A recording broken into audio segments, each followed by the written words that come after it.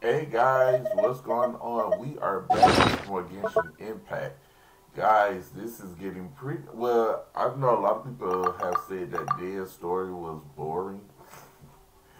So I don't know what to tell you guys, but I'm just gonna give you guys some good content. So if you guys like the story, please give it a like, share, comment, and subscribe. Come back and see your boy. Look, we got a lot of gaming coming up, but for the next couple of months, your boy's gonna be really busy. So I'm gonna try to get content for you guys, so that way you guys can, come back and check it out and do whatever. I'm gonna try my best to make sure you guys have some good content, but I'll let y'all know what's going on once I can. But right now, it's a whole lot. So until then, so let's get started, and I'll see y'all at the end of the video.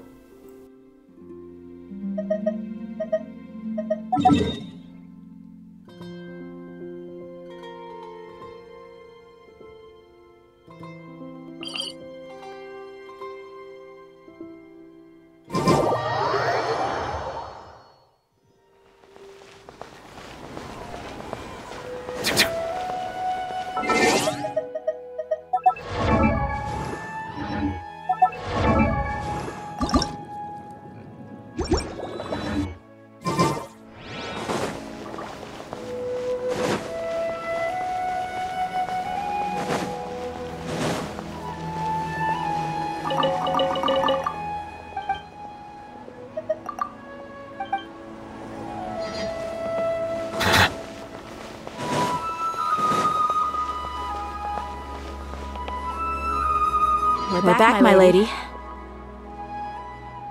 Oh, you're back a lot sooner than I expected. You mustn't have run into any trouble then. Well, how did it go? What did you come up with? Actually, we're still investigating. It's just that we've discovered something strange. I see. The clues you found have led you back here, in the city? Something like that. Yeah.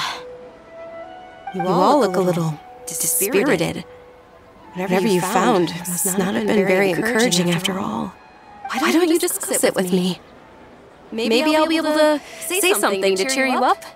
It's okay, my lady. It's not so much about me being upset with my father or anything like that. How should I put this? So something is wrong. Even the Traveler and Paimon have been uncharacteristically quiet. On any other day, Paimon would have already waved to me with a smile and shouted, "Tunerzad, we're back!" So tell me, what happened? Well?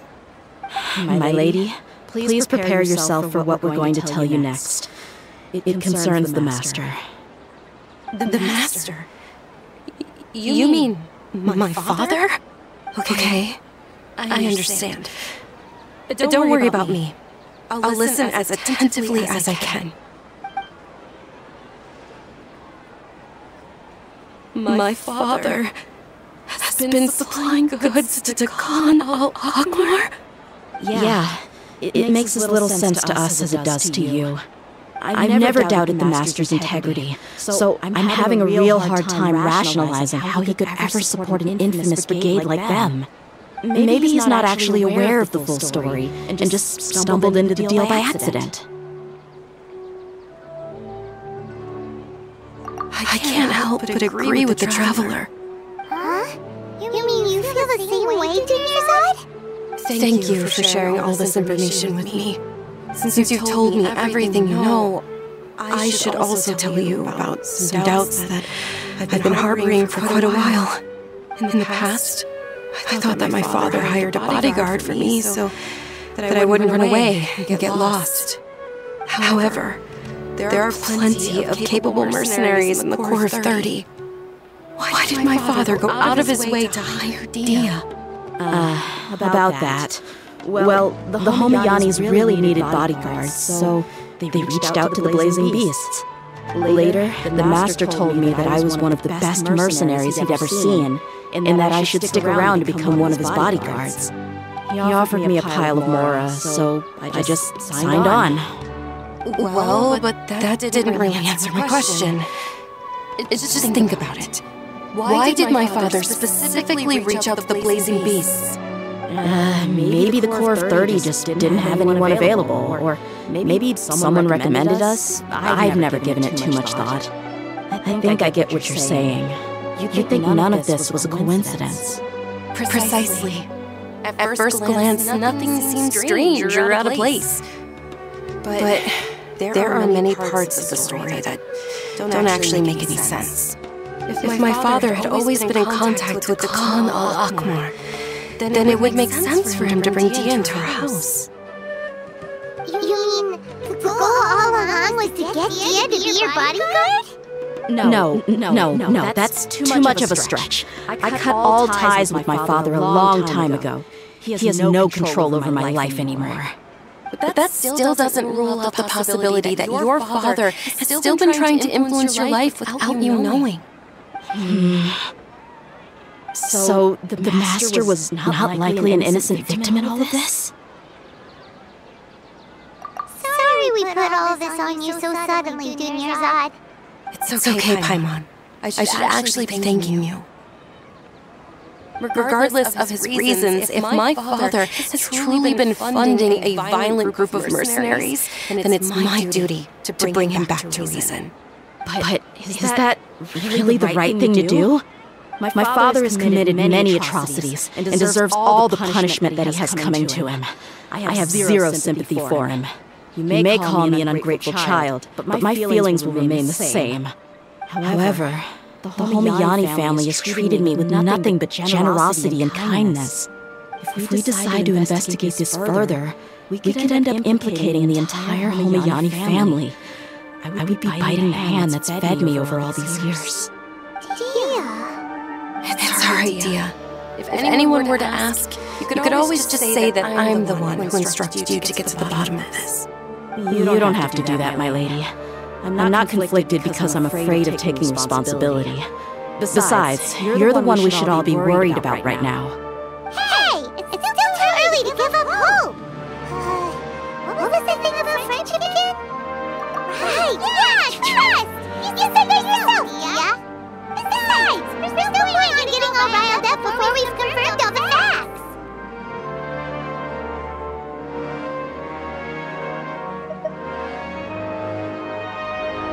Thank you, everyone. That makes a lot of sense. I guess I should always remember the trust that I've placed in people. In which case, my lady, could you ask the Master to come out and have a chat with us? Sure thing. I also hope he'll be able to give us a logical explanation. Let's meet at the usual place then. Usual place? Oh, right!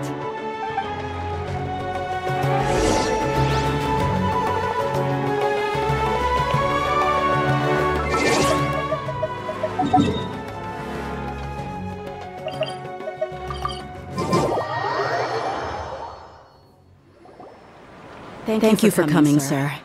Please allow me to introduce these two. This is the Traveler, and next to him is his travel companion, Paimon. Yes, my daughter has mentioned them from time to time. It's a privilege to finally meet them in person. But we may skip all the pleasantries for now. What is the important matter you wish to discuss with me today? Well, we wanted to bring this transaction record to your attention. There's something on this record that we're all pretty curious about. So that's what you found. Seems like I can't keep everything from you much longer. If you wouldn't mind, we'd like an explanation. Well, it's a long and difficult story. And to be perfectly honest, I'm not sure if I'm doing the right thing. What I do know, though, Dehya, is that the truth will bring you no solace.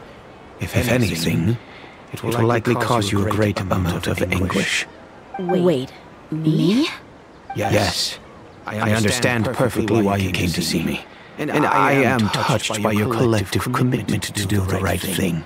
But knowledge always comes at a price. And sometimes, as they say, ignorance is bliss. Your father, Kusela, and I both believe that. Of course, you have the right to seek and learn the truth, but I must warn you. The facts of this matter may reduce everything you've built for yourself into sand, blowing in the wind. If you must proceed, then Crusela's heartfelt efforts will also fade into the winds like a fleeting mirage. His heartfelt efforts? I'm sorry, sir, but I'm not sure I follow. I've made it this far in life without a single drop of my father's support.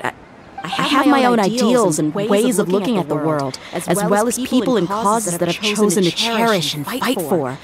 None of these things have anything to do with him. I came here today to support you as the head of the Homiyani family. No warning will change my stance on that. I understand. Then let me tell you a little story. Our family once needed to take a trip to the desert when Dunyarzad was just a baby. Along the way, we were attacked by bandits. They had superior numbers and quickly overpowered our bodyguards. When all seemed lost, a group of passerby Eremites lent us their support. Those Eremites were Crusela's brigade, Khan al-Ahmar. Crusela's men told me that the attackers were Eremite mercenaries, just like themselves. I was shocked. Why would Khan al-Ahmar go so far to save us and not spare the fellow Eremites? Crusela was grinning and walked over to play with baby Dunyarzad. She was startled by his unfamiliar face and nearly started crying. Really? I never knew. He said that he had no particular reason to help us. He just took pity on us because he had a daughter about the same age. We started talking about our children, and I sensed that he was a devoted father. To repay his kindness, I hired his brigade to help out at our estate for a time, and offered everyone generous remuneration. So, that's what happened. It was many years before I saw him again.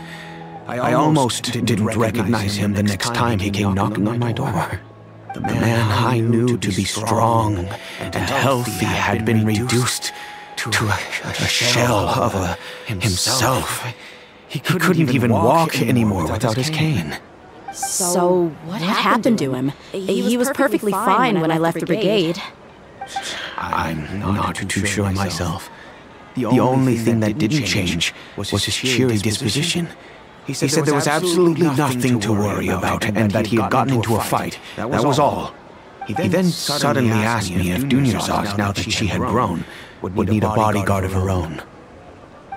At the time, Dunyarzad was going through a particularly severe bout of her Elazar. There was no need for her to have a bodyguard when she could barely leave the house. But he kept coming back to the topic. Come on, it never hurts to be safe. How do you know a bodyguard won't come in handy one day? I was completely lost at first, until he recommended the Blazing Beasts, and in particular, a mercenary named Dehya. So he was the one who recommended Dehya to you. Indeed. He didn't say it out loud, but it was clear that he saw Deshret's relics as an evil group who would eventually corrupt every member in their ranks. He was already beyond redemption, but he hoped that he would be able to detach his daughter from the vicious world of mercenary life. If Dehya could stay in my house and keep working as a bodyguard, then gradually her affinity for the desert would decrease, and she'd be able to leave her previous life behind. And that's why you offered her such generous compensation? Yes, but not just because of that. From the moment that he asked me for that favor, I also began to see Dehya as my own daughter. And that's also why I tried to persuade you to stay when you asked for permission to leave. I was willing to spend however much it took. Crusela saved my daughter and me all those years ago in the desert. I could never refuse him entrusting his daughter to me. He was always like that, acting like he's oh so smart and self-righteous. Crusela said that he'd reimburse me for a portion of Dehya's fees. I refused to take any more from him, but he'd always send me funds anyway. Eventually, I just accepted them as a token of his gratitude. And that went on for a while until I received another letter from him a few years ago. The letter contained a request to help him buy food, weapons, medicine, and even explosive materials. Wait! Isn't that around the time that the Kama started becoming more aggressive? That's right. When I started to hear some nasty rumors, I became wary. I wanted to meet him face to face to discuss things. But by then, he was no longer receptive to my request to talk. If I had to guess, it's probably because he doesn't want to put Dehya at risk. That thought occurred to me as well. I figured that he probably came to me for help because he had nobody else to turn to. After some deliberation, I decided to send him some food and medicine. I turned down all his requests for explosives and weaponry. I am aware that even such a reduced gesture of support could lead to others coming to harm, but I could not simply reject his plea for help. In the end, it probably was the wrong decision. I plugged my ears to the rumors and just chose a solution that made me feel least guilty about myself. If you can, please tell me where he is now. None of the things he's doing right now make any sense if he's just trying to keep me from getting tangled up in his world. If all he wants to do is steer clear of me, then maybe he shouldn't have brought me into this world in the first place. No, Dehya, please don't feel that way. I'm just angry because I can't wrap my head around any of his actions. Another way? I don't know. I knew him, and he was nothing more than a childish brute. I can't understand what's going through his head. But I guess you do have a point. We haven't uncovered the whole truth yet. We still need to figure out his exact actions and reasoning for these last few years. I'll do my best to help. Of course, anything between the two of you would need to be resolved between you and him alone. I don't know Chrysela's exact whereabouts. Outside of supplying his brigade with some goods, I tried my best to avoid getting involved any further with him. However, there's a man on the list named Jawed. He used to be a mercenary in the desert and is now a member of the Corps of 30. He's responsible for supplying weapons and liaising with the Dakan al-Ahmar's merchant caravan. I think he should know Chrysela's whereabouts. I've heard that he likes to have a few drinks alone and enjoy the cool wind at night outside the tavern. Maybe you'll be able to find him there. Understood. Thank you, sir. Then I guess this is bye for now, unless... I'll stay and be with my father here. To be honest, I'm still a little dazed and haven't finished processing everything quite yet. My father has indeed done something wrong, but if I think about it, I'm also not sure if there was a right way to handle this problem. I feel like her only course of action is to turn everything we know over to the Corps of 30 and let them render judgment. Yes. I am prepared to accept whatever verdict they choose. It's time to face my mistakes.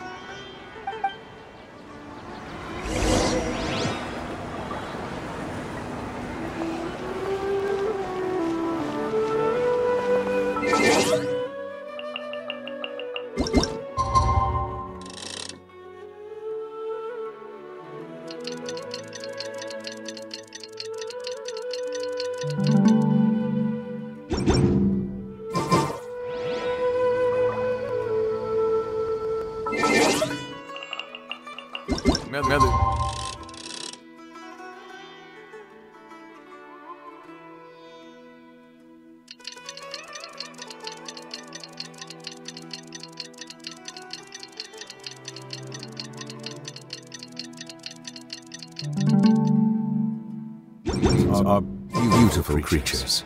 They are the pride of Fontaine. Be sure to...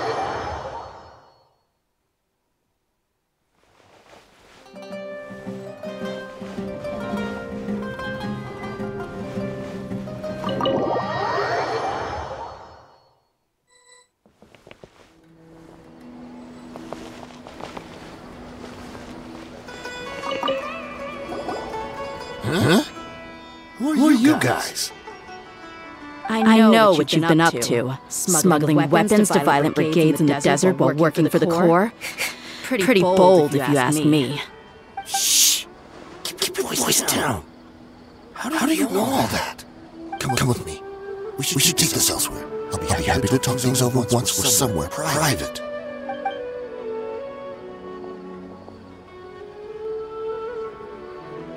This place should do.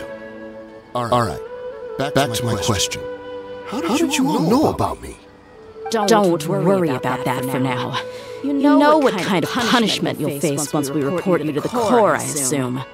Wait. There's no need to jump the gun. Let's talk this out. What are your terms?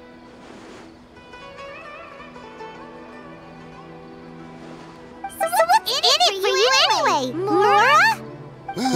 Well, I was a little tight on money at the time, and Kennilo took good care of me in the past. I waited in my mind, and I couldn't find a reason to turn the opportunity down.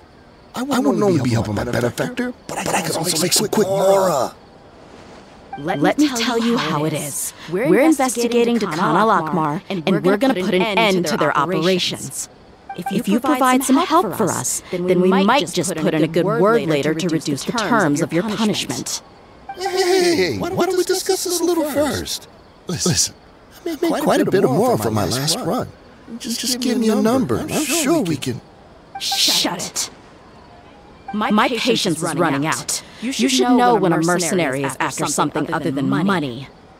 All right, sheesh. But you gotta promise you'll put in some nice words for me later. They're always on the move. Here's the spot they were at the last time I made my delivery to the desert. Feel free to go have a look. I'm just telling you, though, it's not on me if they're not there anymore. Sure. And then you can forget about any nice words from us. Hey, come on. Now you're just being unreasonable. Really? And how do I know you're not leading us straight into a trap? Don't forget, you're the one with no bargaining chips. All right, I get it. Why don't you go take a look, and if they're not there anymore, I'll try to figure out something else for y'all.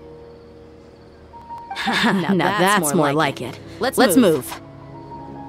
And as for you, try to stick around the city until we get back. You don't want us to call the folks from the Corps and have them drag you back to the city.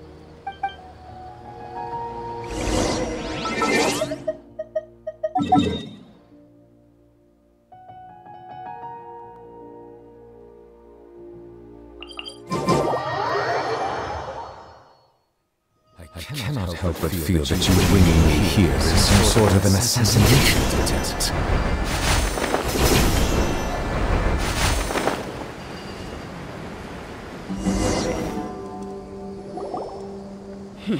Seems like we're in luck. That should be their camp right up ahead. Let's go. We'll finally get to the bottom of this ourselves. I'm here to see Kusela. Tell him to get out here. Dehya, why are you here?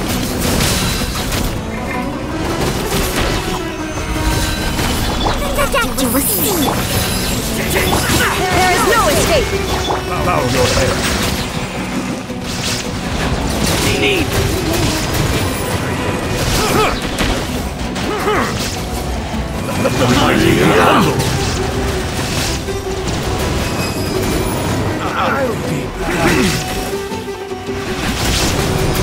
Haven't you all done enough? Oh, so you also here to stop us.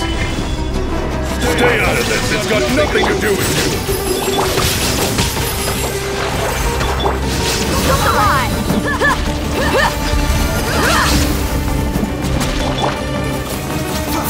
Mind the side effects. Illusion shattered! Silence!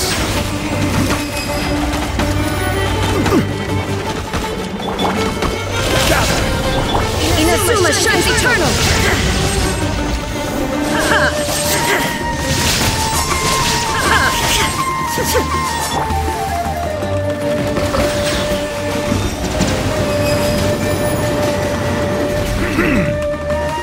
The time is beckoning.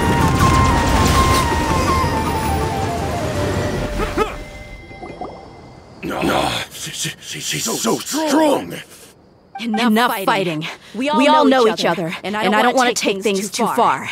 Just bring Kusela to me. There's no use hiding him anymore. Did you understand a single word I just said? Or do I need to bash your skull in some more? All right, everyone, let's all just calm down for a second. Dehya, the boss can't come out and see you anymore. He died a long time ago. What? Seems like you've been out of the loop for a while. Guess that's for the best, though. At least that's what the old man wanted. When did he die? What happened to him? A few years ago, Kusela broke up Dakan al-Ahmar and went to the Deshret's Relics headquarters by himself. So is that when you guys started acting up? We would prefer to call it taking revenge. Every last person in Deshret's Relics must pay in blood for what they did.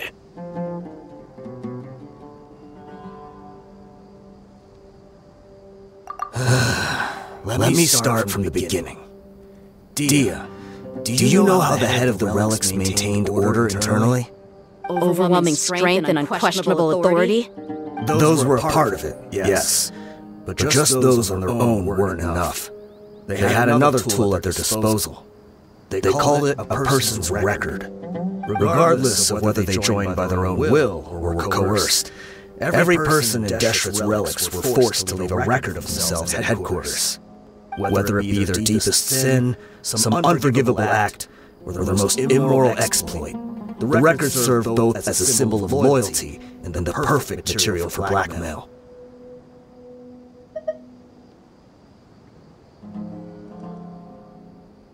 That's precisely it. Every one of us have a record. Me, Bashar, Tikriti, and all the boys who grew up with Dehya and ended up joining our ranks. But you, Dehya, you were never asked to provide a record, were you?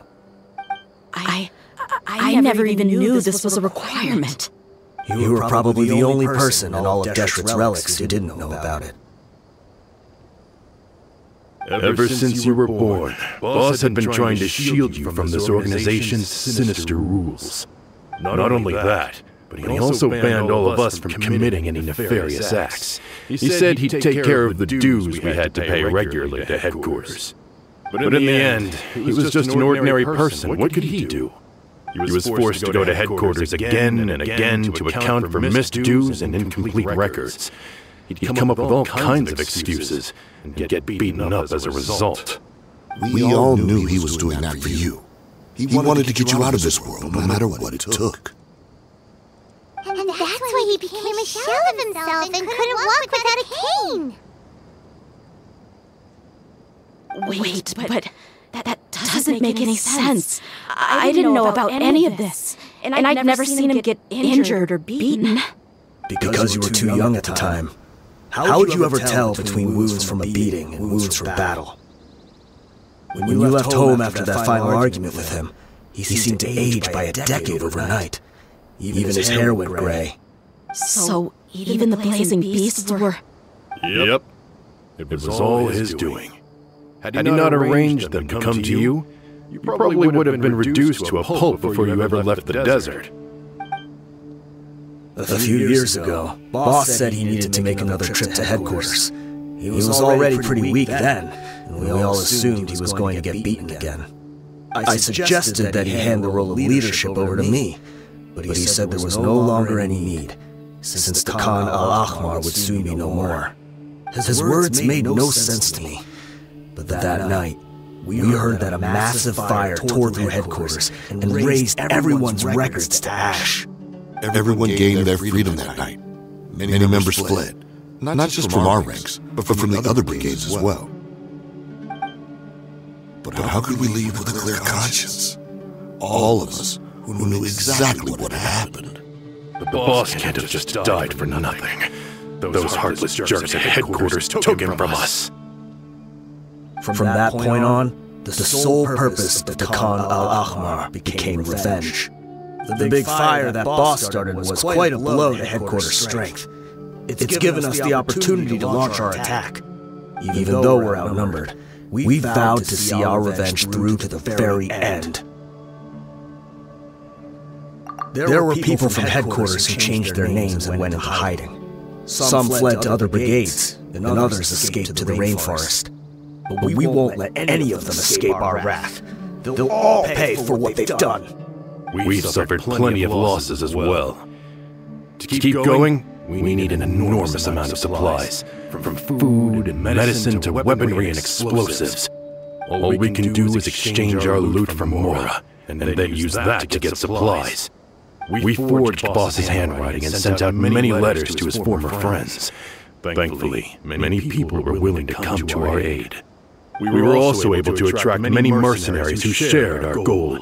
We've endured unspeakable pain to win many impossible battles. Deshret's relics have become weaker and weaker, and now we finally have an opportunity to directly strike their headquarters. Paimon doesn't know what to say anymore.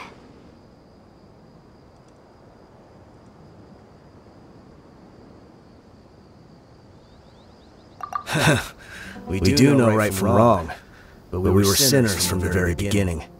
We do not deserve the freedom that the boss won for us with his life.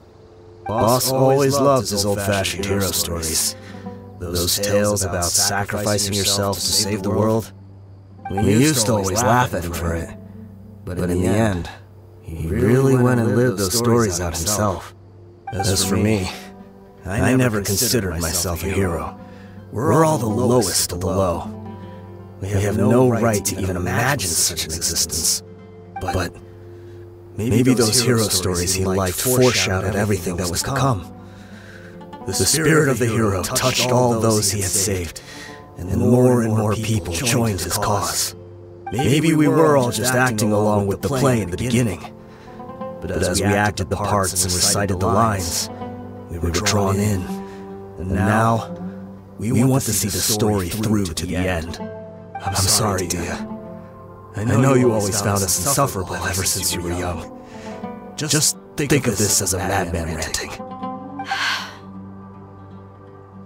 I'll go with you. Huh?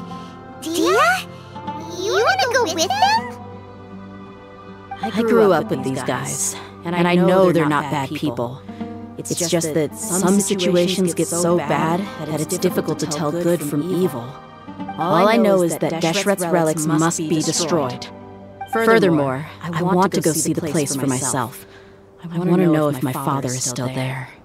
I know you don't want to get involved in this, so there's no need for you to tag along. I can do this on my own.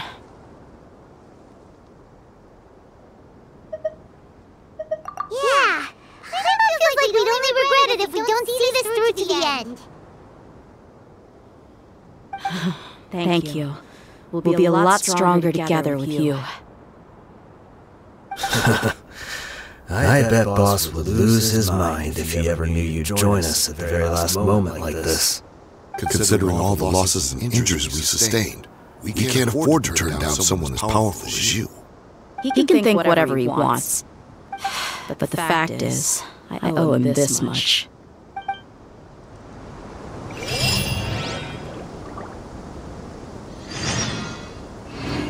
Alright guys, come back to me and see this again because we're about to do the final fight. So I will see you guys. Oh, don't forget to like, share, comment, and subscribe. Make sure you come back and see me. Then you get to see the final battle. I love you guys and I see you all later.